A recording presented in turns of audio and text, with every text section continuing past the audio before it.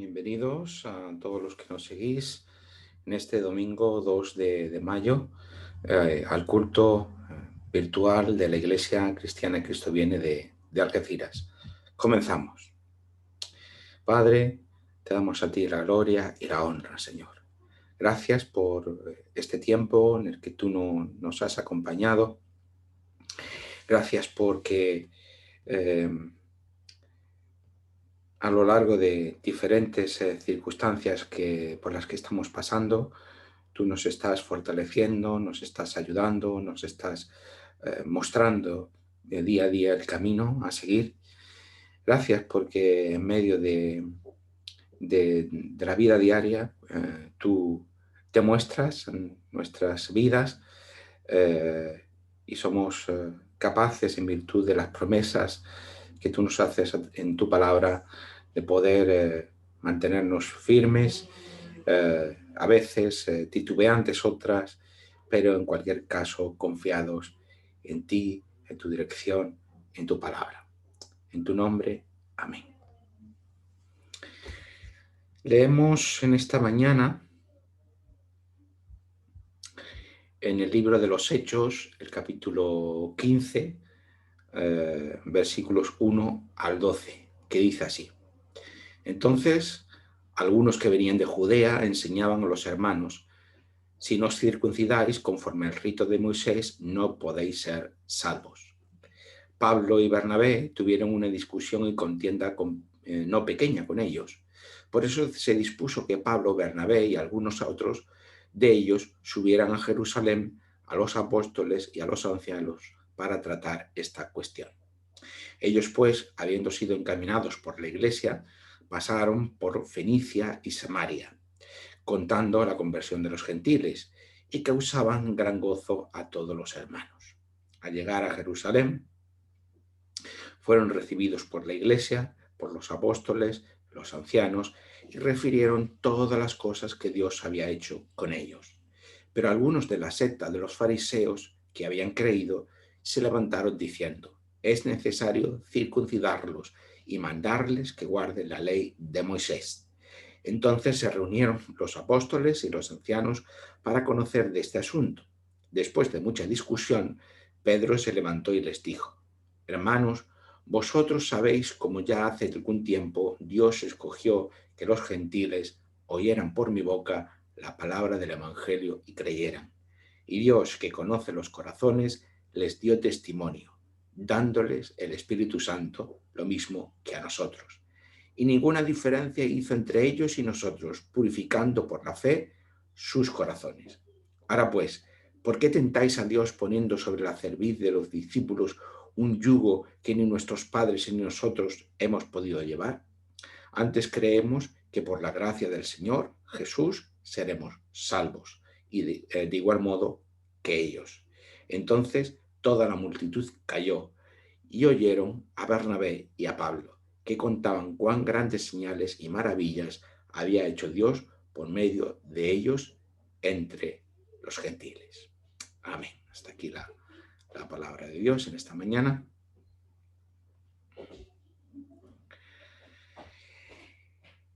El pasaje que acabamos de leer está justo en el centro del libro de los Hechos. Lo que se nos narra aquí constituye, por tanto, un punto crucial en la historia que se nos está contando y respecto de las implicaciones que tiene para la Iglesia cristiana posterior. Es lo que se ha conocido tradicionalmente como el primer concilio de la Iglesia, el concilio de Jerusalén o la asamblea de Jerusalén. En los primeros versículos se nos pone en antecedente de un incidente ocurrido que ocasionó este encuentro de la Iglesia cristiana temprana. En el versículo 1 de este capítulo 15 se nos dice: entonces a algunos que venían de Judea. ¿Vale? Entonces, ¿quiénes son estos que venían de Judea y hacia dónde venían? Hemos empezado la lectura en este versículo 1 del capítulo 15, pero esto está referido a algo que antecede a este texto y que no lo hemos leído, y es lo que vamos a ver a continuación. Así que retrocedemos un poco, vamos a capítulo 14 del libro de los Hechos, versículos 26 al 28. Leemos ahí lo siguiente. De allí, Pablo y Bernabé, no está dicho, pero se sobreentiende por lo que antecede, navegaron a Antioquía, donde habían sido encomendados a la gracia de Dios para la obra que habían cumplido. Al llegar, reunieron a la iglesia en Antioquía de Siria, y le refirieron cuán grandes cosas había hecho Dios con ellos y cómo había abierto la puerta de la fe a los gentiles. Se quedaron allí mucho tiempo con los discípulos.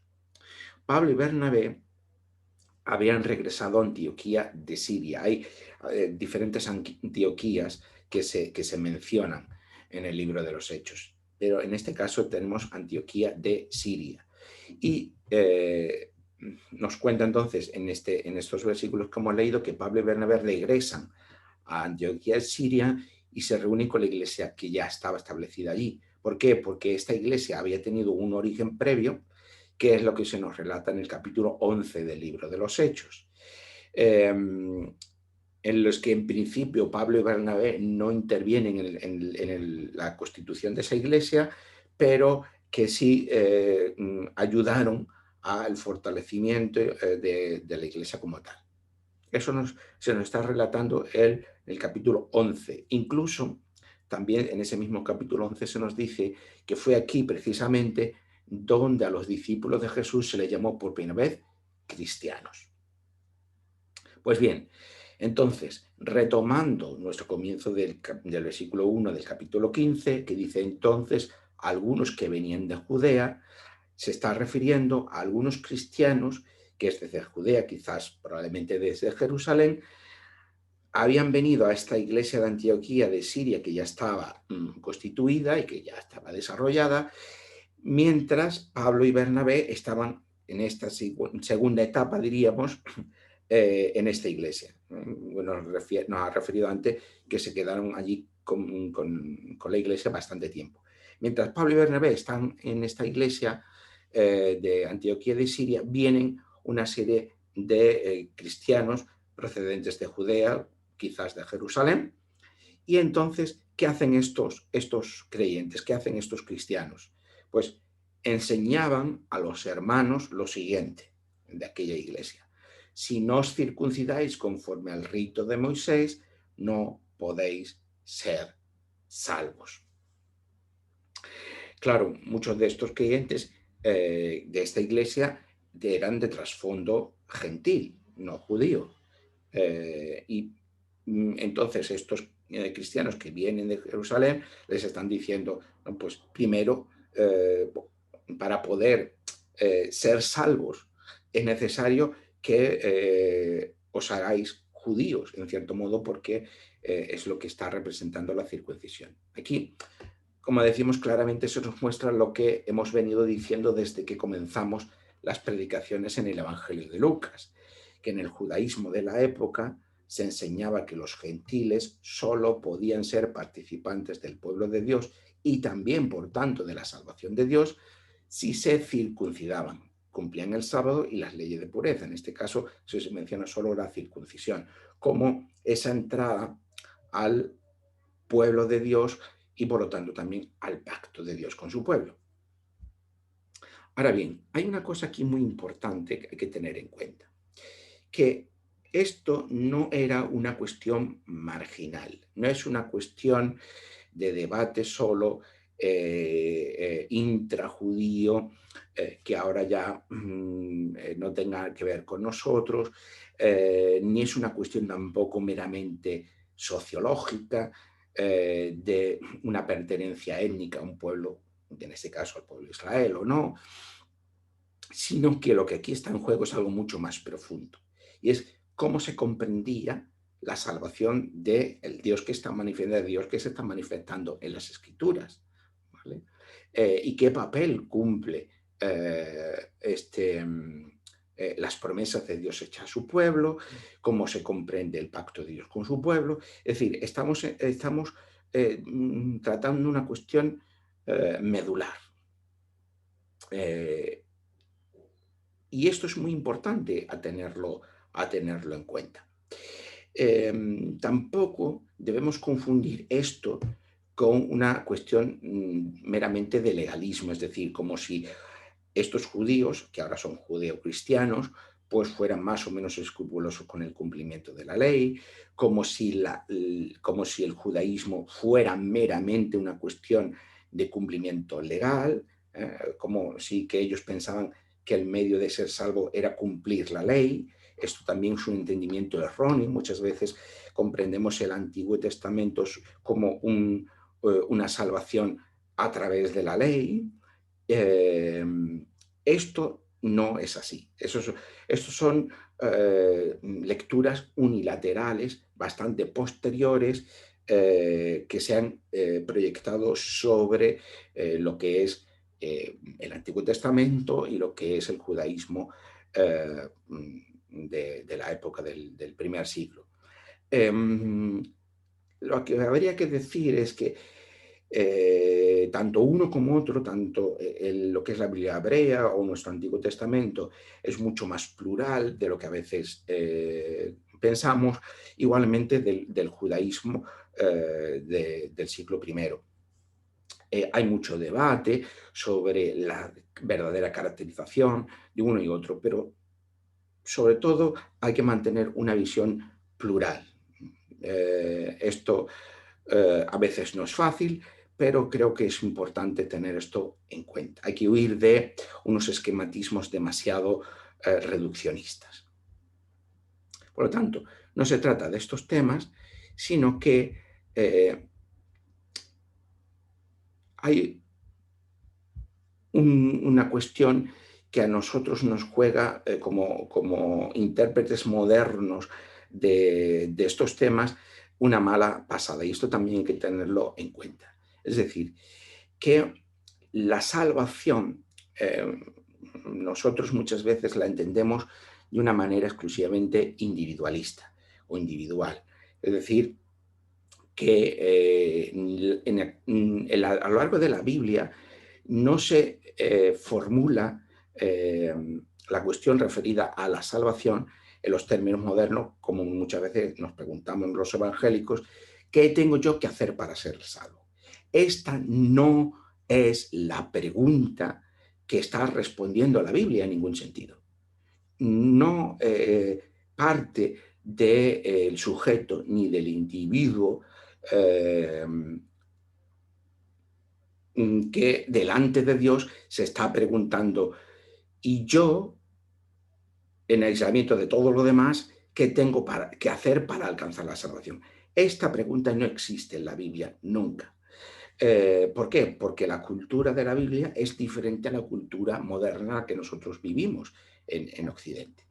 Sino que esa pregunta por la salvación se comprendía en términos comunitarios. ¿En qué pueblo o en qué comunidad participo de la salvación de Dios?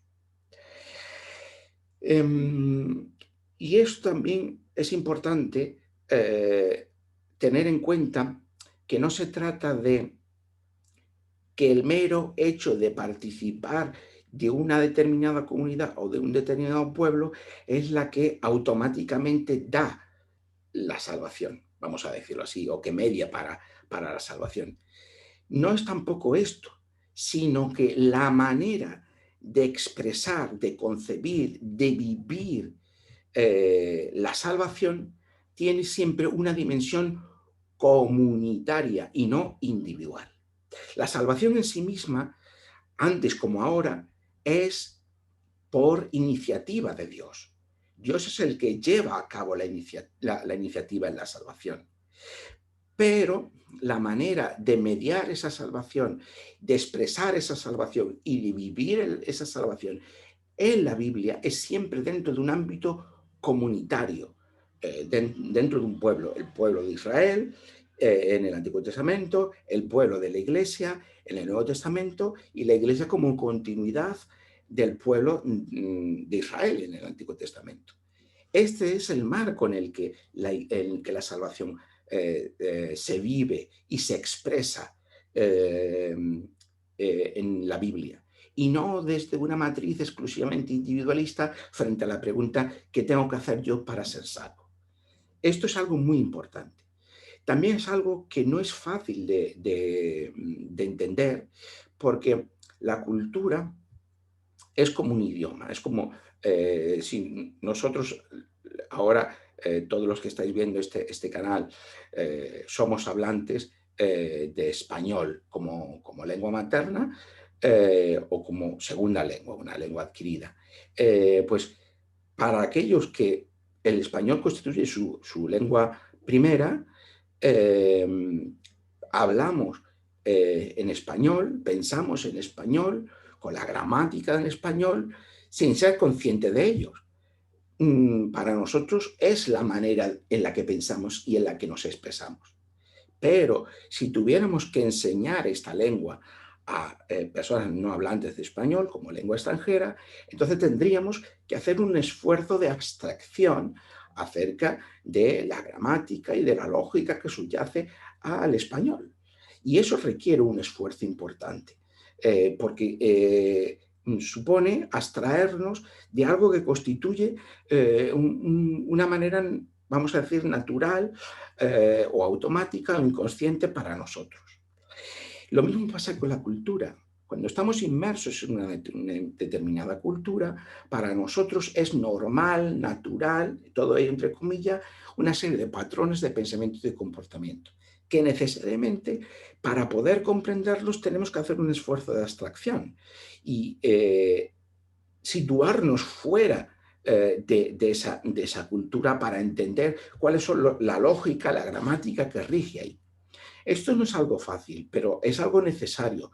¿Para qué? Para no leer en las escrituras una mera proyección de nuestros propios patrones culturales, por tanto, patrones de pensamiento y patrones de comportamiento. Esto es algo no evidente, pero sí importante que hay que hacer. Entonces, por eso muchas veces cuando se plantean estos temas, si no hay esta crítica de la cultura, es muy fácil caer en extremismos o en reduccionismos o en malos entendidos. No se trata de que la salvación eh, sea la salvación del individuo o la salvación de la comunidad. No, la salvación es la salvación de Dios. Lo único que pasa es que la cultura premodernas, las culturas antiguas, eso se vivía y se expresaba de una manera comunitaria y hoy nuestra cultura occidental se vive y se expresa principalmente de una manera individualista o individual. Y esa diferencia hay que tenerla en cuenta cuando leemos los textos para poder situarlos correctamente. Muy bien. Si no entendemos esto bien, nos parecerá este tema como una cuestión marginal o que no tiene importancia. Muchas veces si leemos el Nuevo Testamento de principio a fin, entonces muchas de las cuestiones que se están abordando en el Nuevo Testamento carecerían de importancia para nosotros. Y claro, al final acabamos subjetivando la lectura del Nuevo Testamento acomodándola a nuestras preocupaciones modernas, que es una lectura posible, en cierto modo legítima, siempre y cuando se considere una lectura posible, no absoluta, y que no se puede hacer pasar por la lectura del Nuevo Testamento. Pero si queremos leer el Nuevo Testamento en sus propias coordenadas sociales y culturales, entonces tenemos que tener un modelo de lectura, de interpretación que nos permita asimilar muchas más claves que corresponden a los propios textos. Sé que esto quizás suena algo demasiado teórico, quizás demasiado abstracto, pero vamos a ir ejemplificando para hacernos cargo de lo que queremos decir. Por lo tanto, la cuestión entre judíos y gentiles, que es la que subyace a todo el Nuevo Testamento, como cuál es la constitución como un único pueblo entre judíos y gentiles y cuál debe ser la relación que debe presidir entre ellos, y si los gentiles tienen que hacerse judíos para participar de la salvación que está trayendo, haciendo posible Jesús, se trataba, en definitiva, de si Dios había abandonado a su pueblo Israel o si Dios era fiel a su pacto y cumplía con las promesas dadas a Israel, y cómo Dios reivindicaba o no a su pueblo frente a sus enemigos, como hemos estado viendo en estas semanas anteriores. Y si esto estaba ocurriendo, ¿cómo que estaba ocurriendo precisamente a través de lo que pasaba, lo que había pasado con Jesús de Nazaret? Esas son las cuestiones que se estaban dilucidando. Entonces, todos los que habéis escuchado las predicaciones anteriores, más o menos estamos ya orientados en estos temas. Si no, pues podéis volver a ver los vídeos de nuestro canal en este sentido. Por tanto, los judeocristianos que habían llegado a Antioquía de Siria enseñaban a los cristianos gentiles que tenían que circuncidarse. ¿Por qué? ¿Porque eran legalistas? Porque no, porque querían imponer una serie de cargas porque eran personas perversas o malignas. No, porque la circuncisión era el signo de la pertenencia al pueblo de Israel y también la pertenencia al pacto de Dios con su pueblo. Solo dentro de ese pacto y dentro de Israel el individuo podía participar de la salvación de Dios. Esto era lo que ellos pensaban, y pensaban en concordancia con la lectura que hacían de las Escrituras. Pero esto era lo que estaba en juego y esto era lo que ellos pensaban. Por lo tanto, para ellos, circuncidarse era una manera de ser fieles al pacto de Dios y ser fieles a lo manifestado por Dios al pueblo de Israel. Lo que está ocurriendo es que lo que pasa con Jesús en su vida, en su muerte en la cruz y en su resurrección, es tan, por un lado, tan aparentemente distinto y por otro lado se está entendiendo por parte de estos judíos cristianos de los que está surgiendo o los que está emergiendo la Iglesia, como cumplimiento precisamente de eso, hay esta tensión, este conflicto interpretativo, pues hay que, digamos, situarlo. Están, por un lado, intentando situar todo esto que está ocurriendo en continuidad con lo que ha precedido, en continuidad con toda la narración que implica la historia de salvación de Dios con el pueblo de Israel. Y este es un tema que solamente puede entenderse bien si tenemos una perspectiva global de toda la narración de la escritura en nuestra mente. Si no, muchas de estas cosas se nos pasan desapercibidas. Por lo tanto, con esto en mente, el texto dice, el versículo 2 del capítulo 15, Pablo y Bernabé tuvieron una discusión y contienda no pequeña con ellos. Claro, hay, digamos, como dos maneras de entender lo que el ser cristiano como seguidores de Jesús dentro de este judeocristianismo de primera generación. Pablo, Bernabé, incluso el propio Pedro, muchas veces, a pesar del propio Pedro, como vamos a ver a continuación, están comprendiendo de una manera y hay otros judeocristianos que lo están comprendiendo de otra. Unos piensan, como Pablo y Bernabé, que no es necesario hacerse judío, es decir, pasar por la circuncisión, por el sábado, por las leyes de pureza, mientras que había judeocristianos que pensaban que sí, que era necesario. Como hay una fuerte discusión y una falta de acuerdo entre estas dos facciones que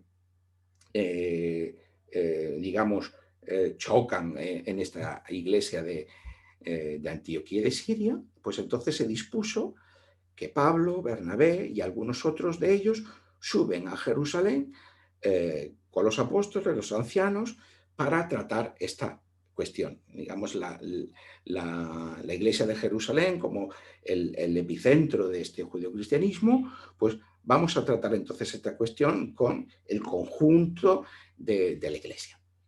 Pablo y Bernabé, ya que han estado discutiendo fuertemente con los que venían de Judea, pues porque Pablo enseña y Bernabé enseñan que no es necesario guardar la circuncisión, sábado ley de pureza, para pertenecer al pueblo de Dios, ya que en cierto modo no es porque ellos están, no tenemos que pensar solamente en facciones que están ejerciendo una especulación, un desarrollo meramente teórico, sino que ellos están reflexionando teológicamente a partir de las cosas que están ocurriendo. Claro, a partir de lo que había ocurrido en la muerte de Jesús en la cruz y en su resurrección, a partir de lo que nos está contando la narración de Hechos, que los gentiles, cuando están recibiendo por medio de la fe lo ocurrido con Jesús, están recibiendo el Espíritu Santo, y por lo tanto están entendiendo que Dios está actuando también a través de los gentiles o en medio de los gentiles. Por lo tanto, son reflexiones que se están dando en base a acontecimientos, a cosas que están ocurriendo y que se tienen que interpretar de alguna manera. Y esto es lo que está ocurriendo. Por lo tanto, lo que ahora marca, como ya hemos visto y dicho en las ocasiones anteriores, la pertenencia al pueblo y las promesas, a las promesas del pacto, era la fe en Jesús como el Hijo, como Mesías e Hijo de Dios, lo que hemos dicho anteriormente. La pertenencia al pueblo de Dios no pasa ahora por el sábado, por la circuncisión o por el sistema de pureza. La pertenencia al pacto pasa ahora por la fe en Jesús como Mesías e Hijo de Dios. Que en Jesús ha acontecido la victoria de Dios sobre los enemigos de Israel y de la creación o del mundo por medio de esa cruz como sacrificio representativo y sustitutorio del propio Israel y del propio mundo, para inaugurar el reinado de Dios y la nueva creación. Por lo tanto, judíos y gentiles, a partir de ahora, podían pertenecer al único pueblo de Dios confesando la fe en Jesús. Digamos que la puerta de entrada, vamos a decirlo así, como también, por ejemplo, nos transmite el Evangelio de Juan, al reino de Dios, a esa nueva creación, es precisamente la fe en Jesús. Y esto es lo que después en las cartas de Pablo vamos a leer como justificación por la fe. De esto ya hablaremos a partir ya de la semana que viene. Así que se organiza una reunión en Jerusalén, que es lo que leemos en el versículo 4 del capítulo 15. Al llegar a Jerusalén, fueron recibidos por la iglesia, por los apóstoles y los ancianos, y refirieron todas las cosas que Dios había hecho con ellos, es decir, con los gentiles. ¿Qué es lo que estamos diciendo? La comprensión de Pablo, de Bernabé o del propio Pedro no es una comprensión meramente intelectual que ellos están reflexionando por su propia cuenta, sino que están viéndose forzados a tener que cambiar su comprensión del mundo y de la realidad en base a las cosas que están ocurriendo. Lo ocurrido con Jesús y lo ocurrido con la Iglesia. Y esto es lo que los hace transitar a posiciones nuevas. Dios está mostrándose, Dios está revelando en sus propósitos, por un lado cumpliendo las promesas del pueblo, hechas al pueblo de Israel, y por otro lado rebasando la comprensión que el propio Israel tenía, o que el propio judaísmo tenía, de sí mismo en ese momento. Existe esta dialéctica, esta aparente tensión, ¿no? Cumplir promesas más allá de lo que la interpretación del pueblo o de la comunidad judía tenía como horizonte en ese momento. Muy bien.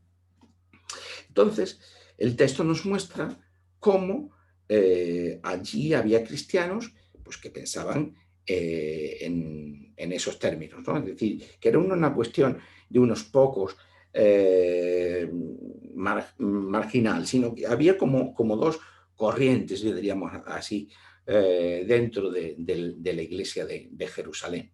De hecho, parte de esa facción o de esa corriente de pensamiento, pues llegaba a otras partes de iglesias que se estaban constituyendo a lo largo del Mediterráneo y que estaban enseñando en esos términos, ¿no? Que los gentiles tenían que hacerse judíos, mientras que estaba la otra corriente que decía que no, como es la que representa Pablo y Bernabé, por ejemplo. Pero dice, de estos judeocristianos que pensaban que sí, que tenían que convertirse los gentiles en judíos para poder ser seguidores de Jesús. Nos lo muestra el versículo 5 del capítulo 15 de Hechos. Pero algunos de la secta de los fariseos que habían creído se levantaron diciendo, es necesario circuncidarlos y mandarles que guarden la ley de Moisés. Es representativo de que esta manera de pensar fuera precisamente aquellos que habían sido fariseos y que ahora que habían aceptado a Jesús como Mesías y que ahora pues eran seguidores de Jesús, por lo tanto cristianos. No es baladí que ellos, en cierto modo, seguirán pensando que en esa necesidad de la circuncisión y de guardar la ley de Moisés, porque esto era algo que les constituía, que formaba parte de su cultura. Y por lo tanto era normal, en cierto modo, que pensaran de esta forma. Pero es Pedro el que toma la palabra y el que dice en versículo 7, hermanos, vosotros sabéis cómo ya hace algún tiempo Dios escogió que los gentiles oyeran por mi boca la palabra del Evangelio y creyeran. Eso es un poco lo que os estoy diciendo, ¿no? ¿Cómo? El propio Pedro, que nos ha retratado, por ejemplo, en el capítulo 10 del libro de Hechos, muchas veces resistiéndose a sí mismo, es decir, Pedro necesita una experiencia que es la que recibe previamente antes de encontrarse con Cornelio, que tendrá el encuentro en Cesarea, de Pedro y Cornelio, que era un centurión romano, que era un prosélito, que por lo tanto estaba próximo al judaísmo, pero que no se había circuncidado y que por lo tanto en sentido estricto seguía siendo gentil. Pues bien, Pedro tiene una experiencia que es la que le muestra que efectivamente sí, que el Evangelio de Jesús está llegando y va a llegar a los gentiles no como algo distinto, como algo diferente a las promesas hechas de Dios a Israel o lo que Dios estaba haciendo con su pueblo Israel, sino como cumplimiento de eso, o como continuidad de eso. Entonces, y esto a Pedro le costó asimilarlo, claro, porque estamos hablando de lo que la cultura nos constituye de tal forma que para nosotros nos vemos siempre a través de ella. Y en este contexto, la religión forma parte de esa cultura de una forma fundamental. Entonces, claro, en ese sentido, cambiar determinados aspectos significaba también modificar la comprensión de esa fe. Y esto es lo que está en juego en ellos. Y vemos unas tensiones en ellos mismos precisamente por esto. Y las discusiones que tienen entre ellos es porque para ellos están diluciendo cosas que son elementales, cosas que son fundamentales, que les van a cambiar su forma de entender el mundo. Y esto es algo muy importante para que nos demos cuenta de la importancia que esto tenía. Pues bien, cuando Pedro vuelve a la iglesia de Jerusalén, se le reprocha que haya comido con el gentil. Es decir, precisamente Pedro tiene esa experiencia que le hace cambiar, igual que el propio Pablo había tenido una experiencia siendo que le hizo pasar de ser perseguidor de la iglesia a defensor de la iglesia y a ir por todo el Mediterráneo constituyendo iglesias.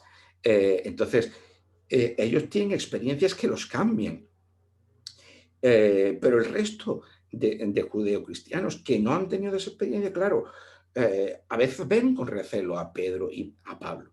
Pues Pedro tiene esa experiencia, se encuentra con Cornelio y vuelve a Jerusalén. Y cuando vuelve a Jerusalén, los judeocristianos de Jerusalén le están reprochando a Pedro precisamente que haya entrado a la casa de Cornelio, que haya comido con él, porque compartir la mesa era un signo de comunión, era un signo de aceptación. Y aquí, pues, el ejemplo de Jesús en los evangelios es un ejemplo paradigmático en ese sentido. Y Jesús es rechazado por fariseos, saduceos, una y otra vez escribas de la ley, precisamente por esta cuestión. Entonces, a Pedro le está diciéndole, se le está rechazando. ¿Mm? Y esto es algo que también que nos debe hacer reflexionar, porque cuando hoy en día, por otros motivos, entre los creyentes, entre los cristianos, se dan cuestiones de controversia, qué rápido somos en excluir, en criticar, en rechazar como no ortodoxo, como no normativo a otros hermanos. ¿Mm? Cuidado con este tipo de cosas. Porque, claro, nosotros leemos los textos de la escritura ya a posteriori, pero si los leemos en su propio contexto, vemos que Pablo y Pedro, nada más que ni menos, nada más y nada menos que Pablo y Pedro, son criticados como por sus posiciones. Cuando nosotros para ello sus posiciones son normativas. Bueno, pues ellos dentro de su propio contexto fueron criticados, fueron rechazados, fueron en cierto modo excluidos. Cuidado con este tipo de cuestiones. ¿Vale? Es interesante entonces entender bien los textos dentro de sus propios contextos sociales, culturales e históricos. Eso es una cuestión fundamental. Muy bien. Se le reprocha al propio Pedro que haya comido con alguien gentil, pero cuando Pedro les dice a estos hermanos que están en Jerusalén, lo que ha pasado con Cornelio, lo que está pasando con otros gentiles, que están recibiendo el Espíritu de Dios, entonces ellos automáticamente comprenden que efectivamente Dios está alcanzando, está llegando a los gentiles como cumplimiento de las promesas hechas a Israel, no como algo distinto, no como algo diferente, no como algo que rompe y tiene pues eso, una ruptura, ¿no? Que será la que después del año 70 ocurrirá entre judaísmo y cristianismo y ya a partir de ahí van a diverger, ¿no? En este momento todavía no existe esa ruptura. Y entonces, claro, están algunos de ellos entendiendo que efectivamente esto es así, pero otros no. Y esto es interesante siempre entenderlo. Por lo tanto, los gentiles están recibiendo el Espíritu de Dios por medio de la fe en Jesús. Y esto es la cuestión ahora clave y la cuestión medular. ¿Y qué ocurre? Pues en el versículo 18 se nos dice del capítulo 11, oído estas cosas, aquellos que estaban en la iglesia de Jerusalén, si no todos, una parte, callaron y glorificaron a Dios diciendo, de manera que también a los gentiles ha dado Dios arrepentimiento para vida. Por lo tanto, tenemos esta afirmación. Es cierto que no todos, no en la totalidad de la iglesia de Jerusalén, lo comprendieron así, porque después vemos que a posteriori, pues salen de esta iglesia o de entornos de esta iglesia, creyentes que no aceptaban esto o que no estaban pensando en esto. Por lo tanto, vemos que la iglesia, desde su propio comienzo, ya tenemos comienzos conflictivos de diferentes perspectivas, porque esto es normal en términos humanos, porque la revelación de Dios, la narrativa de salvación de Dios no se abre de una forma completamente evidente en términos de comprensión humana, sino que requiere de esa participación humana a través de esfuerzos reflexivos, comunitarios, de lo que está ocurriendo en base a una serie de experiencias que están aconteciendo. Y esto es muy importante también tenerlo en cuenta. Así que Pedro continúa y dice, y Dios, que conoce los corazones, les dio testimonio. Ahora, situándonos en el capítulo 15 de Hechos, en esta discusión dentro de esta asamblea de Jerusalén o de la iglesia en Jerusalén, y dice, y Dios, que conoce los corazones, les dio testimonio dándoles el Espíritu Santo lo mismo que a nosotros. Y ninguna diferencia hizo entre nosotros y ellos, purificando por la fe sus corazones. Y esto es lo que está ocurriendo desde que comenzó el libro de los Hechos. Y es lo que se nos está narrando, cómo el Espíritu Santo está llegando a todas las personas que están aceptando a Jesús como Mesías, Hijo de Dios. Los gentiles de esta manera también se convierten en participantes de las promesas hechas por Dios a su pueblo Israel, sin que Dios haga diferencia entre judíos y gentiles. Esta diferencia Dios la está aboliendo precisamente a partir de lo ocurrido en Jesús y de la recepción del Espíritu Santo por parte de todos aquellos que están asumiendo, que están confiando, que están recibiendo por medio de la fe esto que está ocurriendo. Por lo tanto, Dios no hace diferencia entre judíos y gentiles y la cuestión clave ahora es la fe, y la fe en Jesús. Y dice Pedro, y le sigue diciendo, ahora pues, ¿por qué tentáis a Dios poniendo sobre la cerviz de los discípulos un yugo que ni nuestros padres ni nosotros hemos podido llevar? Esto tiene resonancias y ecos de lo ocurrido con el pueblo de Israel a lo largo de su historia, precisamente la narración del Antiguo Testamento. Y es que el pueblo de Israel tenía la misión.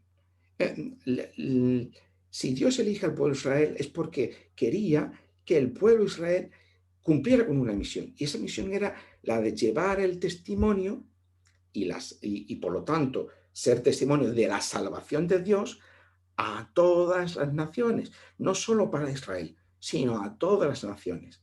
Sin embargo, el pueblo de Israel en muchos momentos de su historia había fracasado, precisamente por considerar esa elección en términos de exclusividad. En ese sentido, la ley, más que bendición, se convierte en los términos de exclusión de aquellos que no pertenecen al pueblo de Israel. Y por lo tanto, la vuelta a esos marcadores étnicos, es decir, la vuelta a circuncisión, sábado y sistema de pureza, era volver a fracasar en la misión dada por Dios a su pueblo. Esta es la cuestión. Israel había fracasado en llevar la misión dada por Dios, precisamente porque había entendido la salvación de Dios en términos de exclusividad para sí mismos. Y claro, entonces la ley se convierte en un cierre de esa salvación, en unas limitaciones, cuando realmente debía ser lo contrario. Y lo que está ocurriendo ahora es precisamente que la exclusividad de la fe en Jesús realmente cambia esto para no hacer otra cosa distinta, sino para precisamente llevar a continuidad y cumplimiento lo ocurrido las promesas de Dios con su pueblo en el entorno del pacto con su pueblo. Por tanto, Pedro afirma que antes creemos que por la gracia del Señor Jesús seremos salvos, de igual modo que ellos, es decir, judíos y gentiles son salvos. ¿Por qué? Por la gracia de Dios por medio del Señor Jesús. Eso es lo que da la salvación, tanto a judíos como a gentiles. Y esto es lo que Pablo va a decir posteriormente en sus cartas. La salvación de Dios, y esto es algo muy importante tener en cuenta, y también aquí hay muchas veces malos entendidos. La salvación de Dios, desde Génesis hasta Apocalipsis, se basa sobre la gracia. En muchas ocasiones, erróneamente, de una forma, o se ha malinterpretado las escrituras, el propio judaísmo, etcétera, etcétera, y aquí hay muchos elementos. Se ha enseñado que en el Antiguo Testamento la salvación es mediante el cumplimiento de la ley y que en el Nuevo Testamento la salvación es por la gracia. No es así, no es así. La salvación de Dios siempre tiene que ver con la gracia de Dios. ¿Por qué? Porque la salvación es por iniciativa de Dios. Siempre, eso es lo que nos está enseñando la Biblia. Y la misericordia de Dios, la gracia de Dios, es el elemento central dentro de esa salvación que se desarrolla por la iniciativa de Dios. Esta dicotomía entre ley y gracia no es conforme a la propia Escritura, no es correcta, corresponde a lecturas posteriores. La salvación de Dios siempre ha sido y es por gracia. La ley era la manera en que Israel se reconocía como pueblo de Dios y que se consideraba dentro del pacto de Dios. Y debía capacitar a Israel para cumplir con esa misión. Pero no ocurrió así. En el mundo antiguo, al tener una concepción comunitaria y no individualista de participar de la salvación de Dios, era pertenecer al pueblo de Dios. Pero eso no significaba que la ley era el medio de salvación, sino que el medio principal era la misericordia de Dios, ¿vale? Aquí volvemos a lo explicando al principio. Claro, por un lado, nosotros como individualistas modernos pensamos que podemos prescindir de la iglesia, de la comunidad e incluso hasta de la Biblia si me las apaño solo con Dios. Eso es un error, eso es un extremo. El otro extremo es pensar que si la salvación se vive y se expresa comunitariamente, sea entonces la pertenencia a una comunidad el elemento mediador definitivo de esa salvación. Y tampoco es así. La salvación corresponde a Dios, a la iniciativa de Dios, y se hace en base a la misericordia de Dios, en base a la gracia de Dios. Comprender esto hace que muchos debates a veces que están en estos temas ya dejen de tener efecto. El Antiguo Testamento está lleno de pasajes, como hemos visto nosotros en numerosas ocasiones, en que la misericordia de Dios es la que define a Dios. Y esto lo hemos explicado y lo hemos visto, la misericordia de Dios siempre es superior a su castigo, a su ira, a su exigencia sobre la ley, siempre es superior. Y eso nos lo está transmitiendo una y otra vez el Antiguo Testamento, sobre todo en su estructura narrativa. Por lo tanto, esa misericordia de Dios define a Dios y define la manera en que Dios trata y salva a su pueblo, pero a toda la creación. Y esto es algo importante a tener en cuenta. Por lo tanto, si no es una cuestión de contraponer gracia y ley, entonces, ¿en qué reside lo novedoso, vamos a decirlo así, entre comillas, de la recepción de esa gracia, es decir, de esa oferta de salvación sin condiciones, por puro amor, por pura misericordia de Dios con su creación? Pues ahora es que eso se manifiesta por medio de lo ocurrido a través de Jesús, reconocido como Señor y Salvador de toda la creación. Tal y como vimos, por ejemplo, en el relato de la semana pasada de Felipe y el eunuco, o como el resto de relatos, o como en el resto de los evangelios. Y ahora se concluye, pues, y de manera similar a como había concluido en el capítulo 11, cuando la iglesia de Jerusalén recibe a Pedro ya después de haber tenido esta experiencia con los gentiles, pues vuelve otra vez a reafirmarse esta misma idea en el versículo 12 del capítulo 15.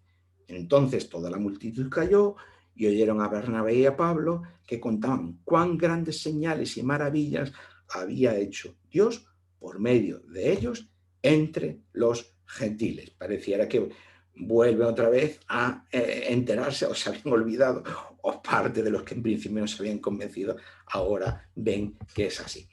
El caso es que el mensaje se nos está reafirmando. Por lo tanto, la iniciativa de Dios, veis, como está aquí en este versículo dicho, y las señales y maravillas que había hecho Dios. La iniciativa siempre es de Dios.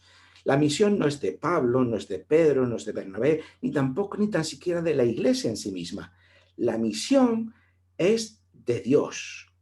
La misión es iniciativa de Dios, que encomienda a la iglesia para llevarla a cabo. Pero la misión es de Dios, que a través de la comunidad de creyentes está cumpliendo con las promesas hechas a su pueblo.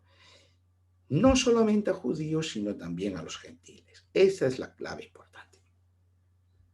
El Nuevo Testamento nos enseña un importante correctivo sobre el individualismo que predomina en nuestra cultura.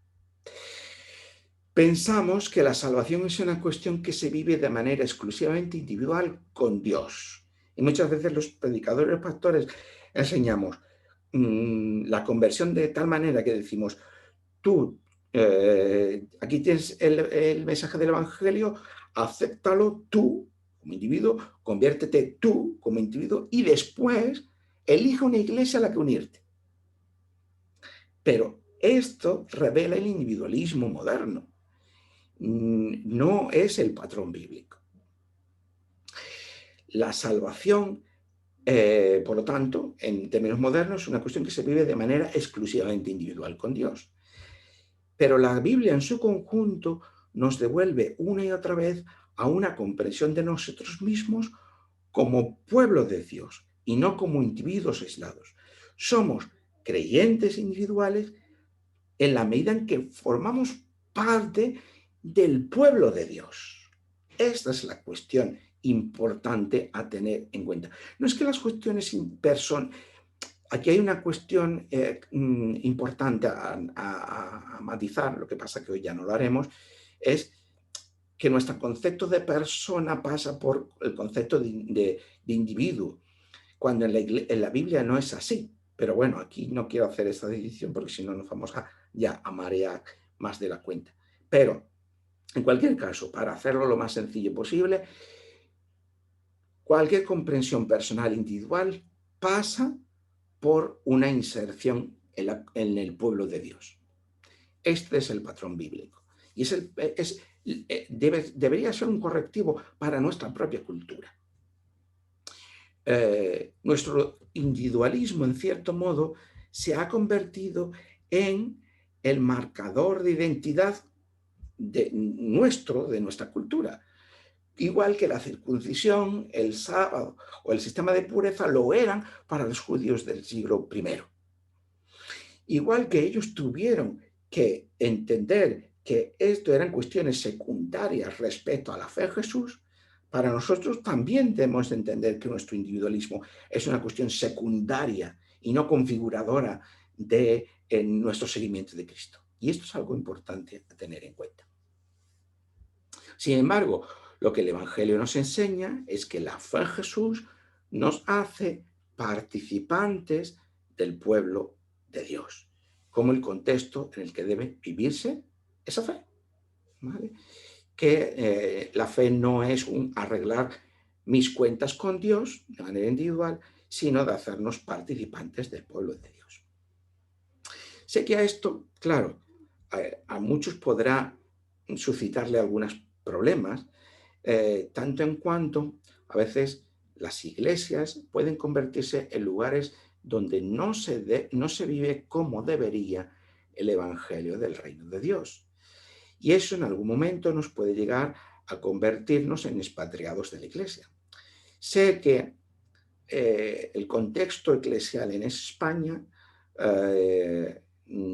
que es un contexto de iglesias muchas veces muy atomizadas, es decir, pequeñas iglesias, incluso en lugares de residencia grandes, es decir, en ciudades grandes, aún ahí las iglesias son pequeñas, y puede ser que nuestro ámbito social en el que nos movamos y geográfico, pues ocurra que tenemos dificultades de integrarnos en una iglesia determinada. Esto puede ocurrir y de hecho está ocurriendo. Y no quiero trivializar este problema, porque en cualquier momento de nuestra biografía personal nos podemos encontrar en este contexto. Y sé que no es fácil tratar con él, y sé que no es fácil trivializar, o que no deberíamos trivializar sobre este tema. De ahí a decir, la tentación de, prescindir de la iglesia por completo, vivir la fe recluidos en nuestra casa. Y ahora con la generalización de los medios tecnológicos que se han popularizado completamente a partir de la pandemia. Esta tentación es muy grande. Hay un paso muy pequeño. Entonces esto, yo digo, no hay que trivializar ese tema, sino que hay que reflexionar, yo creo, como iglesias muy profundamente sobre ese tema. Creo que es un reto que se está produciendo en las iglesias actualmente de una forma muy importante, y que lo va a ser en el futuro a corto plazo muy importante. Uno de los problemas post-pandemia, los problemas pastorales post-pandemia que tenemos, precisamente esto. Aquellos creyentes que no van a volver a la iglesia presencialmente, físicamente.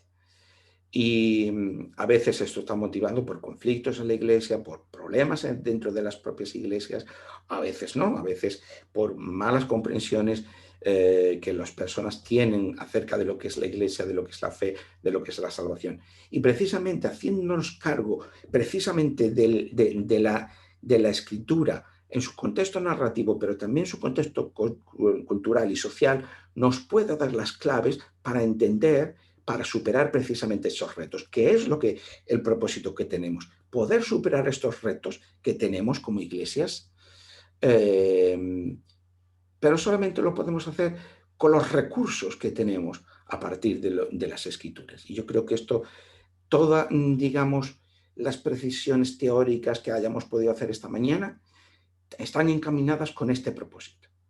Y si hemos aguantado esta explicación, debe hacerse con estos propósitos. Pero como digo, no quiero tampoco dar la imagen que esto se puede resolver fácilmente y que aquellos que no lo resuelvan, al final recae la culpa sobre ellos mismos. No quiero transmitir este mensaje. Creo que es un problema de toda la iglesia, de los que nos tenemos que hacer cargo todas las iglesias, y hacer una reflexión profunda de lo que está pasando en nuestras iglesias. Por lo tanto, una vez más, lo afirmo, no quiero trivializar sobre este problema, pero sí pienso que esto debe ser un toque de atención para que todos seamos capaces de contribuir con lo mejor y no con lo peor a la vida comunitaria de la Iglesia. De recordarnos constantemente, por el testimonio de la Escritura, que la salvación de Dios es por gracia. Esto que los protestantes llevamos tan a gala. Y cuidado, el catolicismo actual también piensa que es así. Otra cosa es que entendamos la gracia de forma distinta o no, pero se está aceptando mayoritariamente en el cristianismo actualmente que es así, es decir, que la prioridad es la gracia de Dios, sin que exista ningún tipo de condición. Esta gracia es una gracia incondicional. Pero claro, tenemos que ser consecuentes con eso. Porque lo que ocurre muchas veces es que decimos, sí, la salvación es por gracia. Y es una gracia incondicional.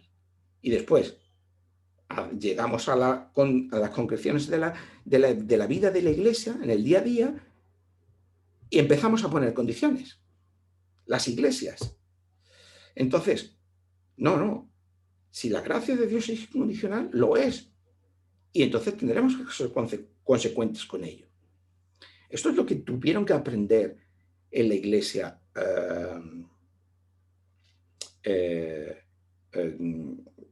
mal llamada primitiva, la iglesia naciente, la iglesia temprana.